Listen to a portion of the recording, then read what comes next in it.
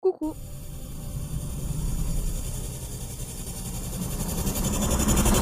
Pedro Rodrigues Filho, également connu sous le nom de Pedro Matador, le petit Pedro tueur, est l'un des tueurs en série les plus notoires au Brésil. Pedro est né le 29 octobre 1954 à... Je vais vous mettre tous les noms des villes ici parce que j'avais pas envie d'écorcher leurs noms. Au sud de l'état de... a vécu une enfance marquée par la violence et la criminalité. Son père, Pedro Rodrigues, était un homme qui travaillait en tant que gardien d'école et sa mère, Manuela, était femme au foyer. Il est l'aîné d'une fratrie de 7 frères et sœurs. Pedro est né avec le crâne fracturé, conséquence de violences infligées par son père à sa mère.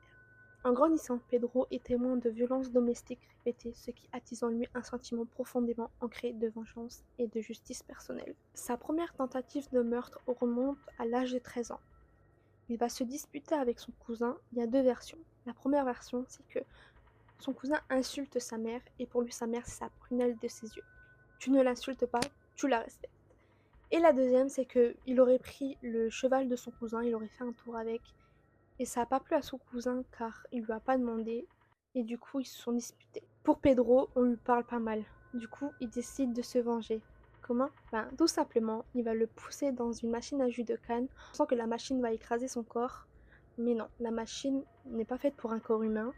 Il n'y aura que son bras qui sera happé par la machine. Des ouvriers ont sûrement entendu les cris de son cousin et ils sont venus l'aider. La famille ne va pas porter plainte et il ne sera jamais inquiété par ce crime. Pourquoi? Vous allez me dire pourquoi la famille n'a pas porté plainte, n'a pas été voir la police. Tout simplement parce que Pedro contribuait énormément aux besoins de la famille. Son premier meurtre s'est produit peu de temps après cet incident. Il avait encore seulement 14 ans. Il va commettre son crime en ciblant le vice-maire local qui avait récemment accusé son père de vol de nourriture à la cantine. La famille vivait principalement des revenus du père. Mais après cette accusation-là, il a été viré et la famille se retrouve dans une situation encore plus précaire qu'avant.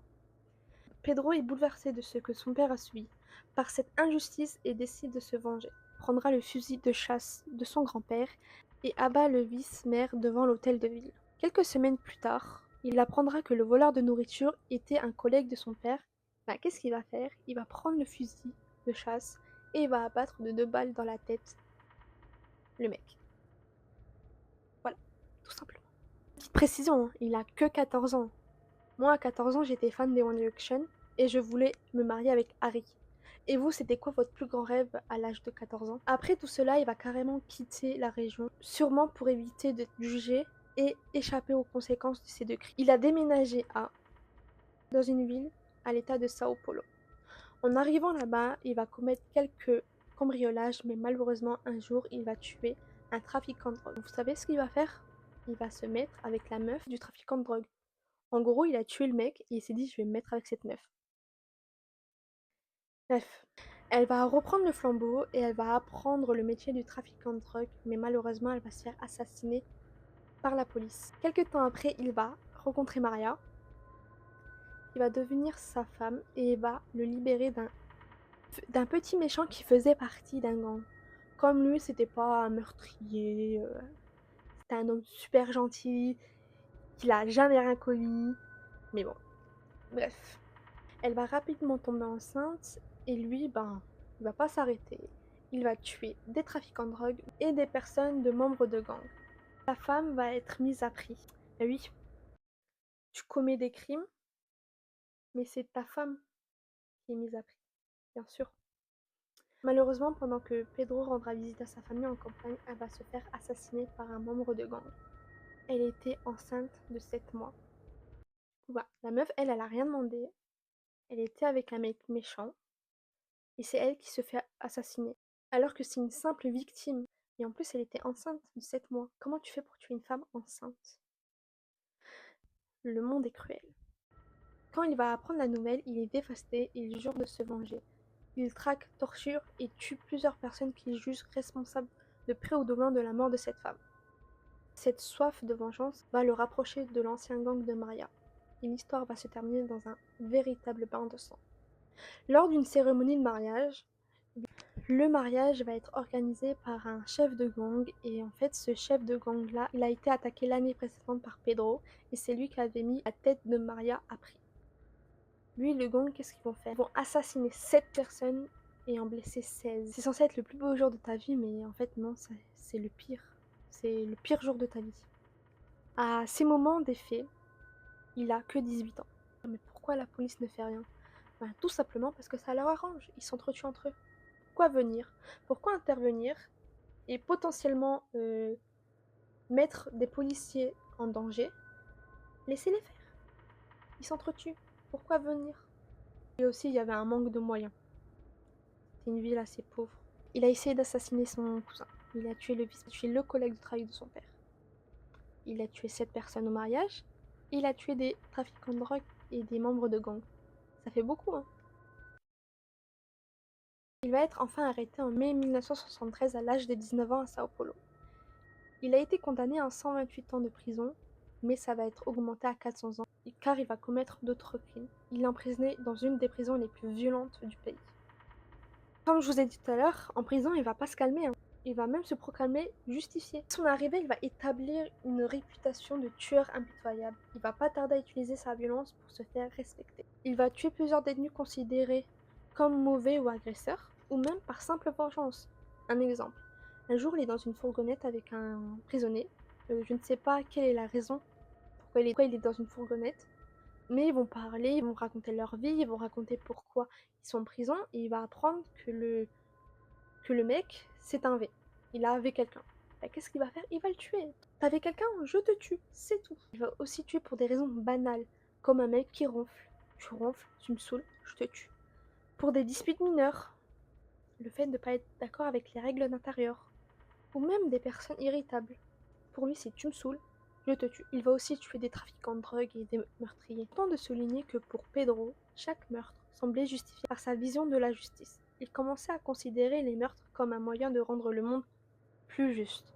Ces meurtres n'étaient pas prémédités, mais il était le reflet de son état mental, perturbé de la façon dont il percevait lui-même comme un instrument de justice. Beaucoup de personnes avaient peur de lui, mais il était aussi symbole de cible. Un jour, il était dans la cour avec d'autres prisonniers. 5 prisonniers ont essayé de le tuer. Vous savez ce qui s'est passé? 5 contre 1. Il a réussi à tuer 3 personnes. Les deux autres, je pense les deux autres, ils sont barrés, mais il a tué 3 personnes.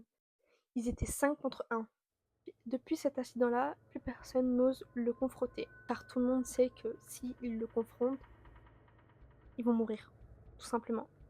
Les percussions de ses actions, les meurtres en prison renforcent l'idée qu'il n'était pas qu'un simple tueur en série, mais aussi capable de dominer même dans un milieu aussi violent que la prison. Pendant ce temps, c'est ses parents. Sa mère, elle subit toujours des violences physiques et mentales, et un jour son père il va péter un plomb et va l'assassiner avec une machette. Pourquoi? À Skip, elle l'a trompé. On tue pas une femme parce que elle t'a trompé.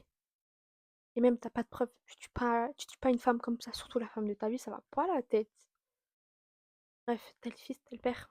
Pedro n'y croit pas. Pour lui, sa mère, c'est la femme la plus respectable au monde. Il sera même autorisé à assister aux funérailles. Ça, c'est bien par contre. Il jura de se venger en arrachant le cœur de son père et en le mangeant. Son père sera jugé et il sera emprisonné dans la même prison que son fils. Un jour, il prendra contact avec son père et je pourrais pas vous dire comment, mais il a réussi à prendre contact avec son père et, et aller dans sa cellule. Je sais pas comment il a fait, mais voilà. Il le poignarde 22 fois avec une arme artisanale et selon ses propres aveux, il va ouvrir la poitrine de son père, arracha le cœur et va mordre un morceau de son cœur en signe de vengeance. Ça me dégoûte. Il fera un total 47 victimes en prison. C'est énorme. Il a même un tatouage où c'est écrit «Je tue pour le plaisir» et il le porte fièrement. Après avoir fait tout ça, il sera enfin mis en isolement pendant 10 ans. Et quand il va ressortir de l'isolement, il va être sage. Il va être super sage. Il va pas faire de bêtises. Ce sera un bon petit garçon. Il sera libéré pour la première fois en 2007. Pourquoi? Car au Brésil, il y avait une loi qui stipule que la limite de temps maximal en prison est de 30 ans. En gros, tu peux être emprisonné 100 ans, 400 ans, 300 ans, 1000 ans, mais tu fais 30 ans max. Il va s'installer dans le nord du pays et il va devenir célèbre. Il donne des interviews. Il parle de ses meurtres sans remords. Bien sûr, il se présente comme un ancien justicier repenti. LOL va même recevoir des lettres d'amour et des demandes en mariage. Bon, ça, on n'est pas trop choqués, hein, parce que ça arrive tout le temps, meurtrier célèbre. Mais c'est quand même de la folie. avoir des offres d'emploi du genre: «Tu peux aller tuer un tel, s'il te plaît? Tu peux, tu peux tuer celle-là, je l'aime pas». Trucs comme ça, les gens, c'est des malades. Il va être arrêté de nouveau en 2011 pour des crimes qu'il avait commis en prison et qu'il n'avait pas été jugé. Il sera libéré pour bonne conduite en 2018. Après avoir passé 42 ans en tout en prison, il se repentit et souhaite se réintégrer dans la société. Il devient même chrétien. Il prône le changement, il écrit son autobiographie, il donne des interviews sur des chaînes YouTube, il passe à la télé, il passe dans des podcasts. En 2022, il va créer sa chaîne YouTube Pedrio Ex Matador. L'idée, c'est de partager des expériences passées et ses réflexions criminalité dans ses vidéos. On voit un homme repenti qui veut sensibiliser les jeunes à ne pas tomber dans la violence. Sur sa chaîne, il va donner ses opinions sur des affaires criminelles, il va même raconter ses histoires passées, que ce soit en prison ou en dehors de la prison, mais il n'hésite pas à se vanter sur ses actes violents, il se montre fier de ce qu'il a fait et n'hésite pas à se justifier de ses raisons personnelles de vengeance. Il parle avec un ton grave décontracté, il banalise beaucoup ses actes, ce qui choque évidemment beaucoup de personnes, et ces personnes contribuent énormément à sa notoriété, surtout auprès des jeunes fascinés par les criminels. Ces vidéos sont virales et ça va le renforcer dans son image de célébrité criminelle. Les effets de son retour médiatique attisent la colère de certaines personnes qui ont souffert de ses actions. Et ces vidéos sont vues comme de la provocation. Il a souvent exprimé des critiques sévères envers les membres de certains groupes criminels, surtout les gangs et les trafiquants de drogue. Malheureusement, le 5 mars 2023, il sera assassiné devant chez lui par balle, à l'âge de 68 ans. Deux hommes en voiture sont arrivés jusqu'à sa résidence et lui ont tiré dessus. Les assaillants ont directement pris la fuite après l'attaque. Il a été déclaré mort sur place. Sa mort est souvent vue comme une vengeance, bien que les enquêteurs sur les raisons exactes restent flous. Sa mort a choqué plusieurs personnes, notamment en raison de la légende en tant que tueur en série, mais aussi en raison de son attitude décomplexée et sa manière de glorifier ses meurtres. Il était l'un des plus emblématiques de la criminalité brésilienne. Pour certains, sa mort était inévitable, étant donné sa personnalité et son absence de remords concernant ses crimes. Et pour d'autres, c'était une tragédie liée à son passé violent qui l'a attrapé. Ainsi se termine l'histoire de Pedro. J'espère que l'histoire vous a plu. N'hésitez pas à partager, à commenter et à liker. Et dites-moi en commentaire quelle histoire vous voulez que je vous raconte.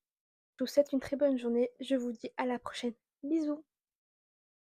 Au revoir.